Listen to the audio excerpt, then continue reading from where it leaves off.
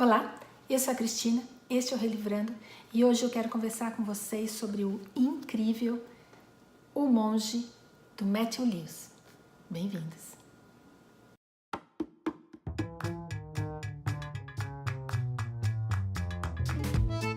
Eu quero conversar com vocês sobre esse livro incrível que é O Monge, do Matthew Lewis. Eu li aqui nessa versão da Oxford, tá vendo? Oxford World Classics. Eu já falei bastante dessa coleção e esse aqui foi o primeiro livro que eu li dessa coleção e eu adorei. Adorei não só o livro em si, como adorei a introdução. E é dessa introdução que eu vou falar muita coisa, né? Além de outras coisas que eu pesquisei por aí, mas é dessa introdução que eu vou falar muita coisa aqui hoje. E eu li esse livro, terminei de ler em setembro do ano passado e eu não tinha conseguido fazer um vídeo que eu achasse, no mínimo assim, que acrescentasse alguma coisa à leitura desse livro, porque tem bastante gente aqui no YouTube que leu esse livro, gostou, mas eu queria fazer alguma coisa que acrescentasse a esses vídeos, então eu espero que eu tenha conseguido agora, ou que eu consiga agora falar e fazer isso com vocês. Por quê? Porque eu achei esse livro, assim, incrível, um livro imperdível, vocês têm que ler. E eu espero agora conseguir fazer vocês se interessarem por essa leitura. E saiam daqui correndo, adquiram um livro, que inclusive está na internet como domínio público. Adquiram um livro e leiam, porque vale realmente a pena. Então é o seguinte, para que eu não perdesse o fio da meada e nenhuma ideia que eu quero passar para vocês, eu fiz algumas anotações. Então tá aqui meu caderninho. Então vocês vão me perdoar se de vez em quando eu der uma olhada, der uma lida e passar isso para vocês, porque eu não quero perder nada do que eu anotei e que eu acho muito importante para realmente fazer vocês lerem esse livro, né? Então vamos começar com o seguinte, o Lewis, o Matthew Gregory Lewis, mais conhecido como Monk Lewis, depois de ele ter publicado esse livro em 1796, quando ele tinha 20 anos só, é um escritor inglês, né, que fez parte durante 6 anos do parlamento da Inglaterra e que era muito rico porque ele herdou terras na Jamaica. Então ele escreveu 15 livros, sendo que tem livro dele que é inacabado, mas nenhum deles fez tanto sucesso quanto O Monge. E é por isso que o apelido acabou pegando. Inclusive esse livro está nos 1001 livros antes de morrer, né? Então quem tiver interesse já pode ler e fazer um tiquezinho lá. Parece que o Lewis também foi influenciado por uma escritora contemporânea a ele, que foi a Anne Radcliffe, que eu nunca li, mas que já está na minha lista de desejos, e também pela literatura gótica alemã. Agora, do que realmente se trata esse livro? Eu destaquei aqui um pedacinho para vocês e eu vou ler para vocês terem uma ideia. Esta é uma história sensacional. Isso aqui é parte da introdução, tá? Esta é uma história sensacional sobre poder, política, sedução, traição, sexo, violência, blasfêmia, o supernatural, magia negra, tortura e morte. É um romance imoral, voyeurista e muitas vezes nauseante. Ele chocou o país e foi condenado como obsceno. Só isso? Não, tem mais. Além dos múltiplos ultrajes que você vai encontrar aqui nesse romance, como deslealdades, bandidos assassinos, adúlteros e adúlteras, uma freira grávida, crueldade institucionalizada, linchamento, revolta, estupro, incesto, matricídio e ritual demoníaco. Agora, fora tudo isso, a que se deve o sucesso desse livro? Porque isso é óbvio, né, gente? Tudo isso, obviamente, faria sucesso, principalmente no século XVIII. Mas por que esse livro continua sendo bom? Além de tudo isso que eu falei, da obviedade. E é isso que eu encontrei aqui, olhando nas entrelinhas, lendo nas entrelinhas. Então, por que ler O Monge hoje no século XXI? Aqui, o monge, basicamente, é a história do Ambrósio, que é um abade desse monastério capuchinho, né? Que é uma ramificação da Igreja Católica, que são os franciscanos, uma ramificação dos franciscanos, e esse romance se ambienta em Madrid.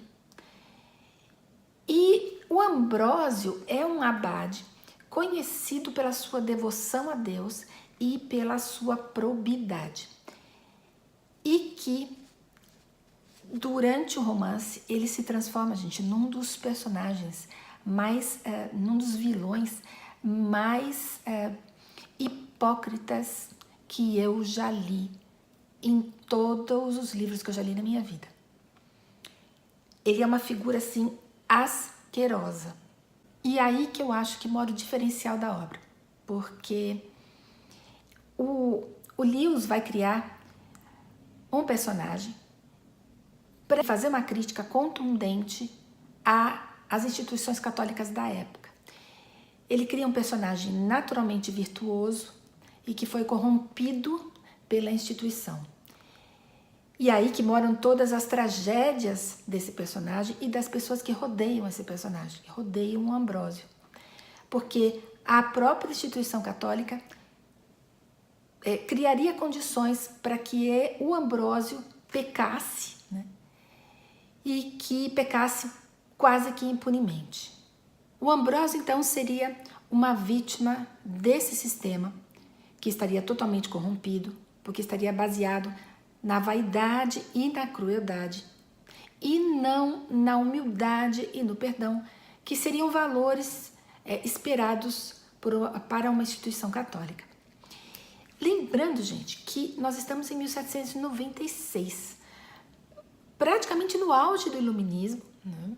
Logo depois da Revolução Francesa, em que a sociedade, o universo, eram explicados, ou pelo menos se procurava explicar, através da razão. O Lewis não. O Lewis vai buscar explicações sobrenaturais para a crueldade humana, para atos cruéis e vis que o ser humano poderia cometer. Então ele vai pelo caminho contrário. E ainda assim, gente, o Lewis consegue fazer um texto crítico. Ele vai discutir, por exemplo, papéis de gênero, né, o papel da mulher na sociedade, até relações de domínio e de escravidão. O Lewis vai retratar o catolicismo como ele era visto no século XVIII, como uma idiosincrasia, uma antítese do liberalismo protestante, né, que estava florescendo no Novo Mundo.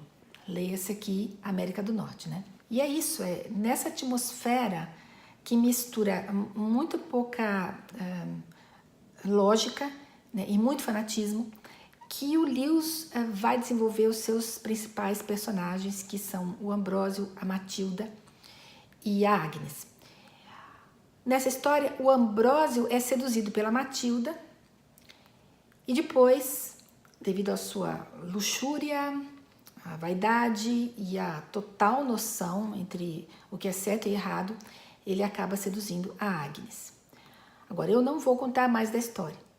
Vocês têm que ler. E tem que ler porque, além da análise do colapso social da época que ele faz, a narrativa do Lewis também levanta um questionamento sobre uma verdade, que para mim é uma verdade independente da fé, da crença ou da ideologia que você tenha. O Lewis discute decisões. Ele mostra que as decisões podem ser irremediáveis e irrevogáveis e que todas as decisões têm consequências e nós precisamos aprender a lidar com essas consequências.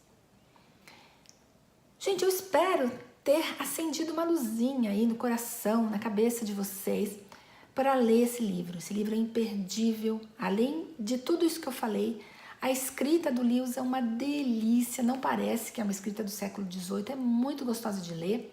Então, eu gostaria muito que vocês lessem, recomendo. E se vocês lerem, volta aqui para comentar. Fala para mim o que vocês acharam, se vocês tiveram a mesma impressão que eu, se vocês acharam outras coisas. Vamos trocar ideias, tá bom? Porque o livro vale a pena. E antes que eu esqueça, Eu assisti uma versão que foi feita em 2011 para esse livro, com o Vincent Cassel no papel do Ambrósio, um ator francês, né? Eu gosto bastante do Cassel, mas o filme ficou meio tosco, assim. Eu achei que ele se prendeu na parte do sobrenatural, do gótico, e tudo isso que eu tentei passar para vocês aqui, o filme não me passou. Mas eu acho que valeu a experiência, porque colocou uma carinha no Ambrósio, né? E a carinha do Vincent Cassel, que eu adoro. Mas é isso, então eu espero que vocês tenham gostado do vídeo. Se gostaram, deem um joinha.